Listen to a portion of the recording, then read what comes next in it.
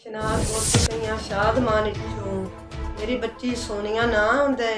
ना सरशेख दे घर काम करते गे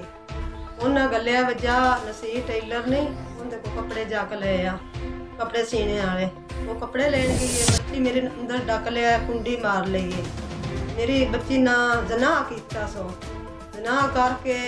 वो तू गली मल्ले वाले लगे ने गली चू बंदे उन्हें शोर सुनिया मेरी बच्ची का उन्हें शोर सुन के उन्हें शीशे तोड़े ने तोड़ के ते उन्हें बच्ची नूं मेरी नूं अंदरों कढ़िया नंगी नूं कपड़े पाटे ने कढ़ के ते ए नसीर दे कोई आए ने अपने यार दोस्त जौन भी ने वो आए ने उन्हें केरी डब्बा लिया के वो मेरी बच्ची नूं विचों ना केरी डब्बे दे सुट लिया ते मैं फिर थाने आई हाँ अली रजा शाह उनके लाइया उनके अपील की तरला किया वे जिन बच्ची मेरी गवाह हो गई है उन्हें आख्या ठीक है बच्ची तेरी लभ जासी मैनू 20,000 रुपया चाहिए है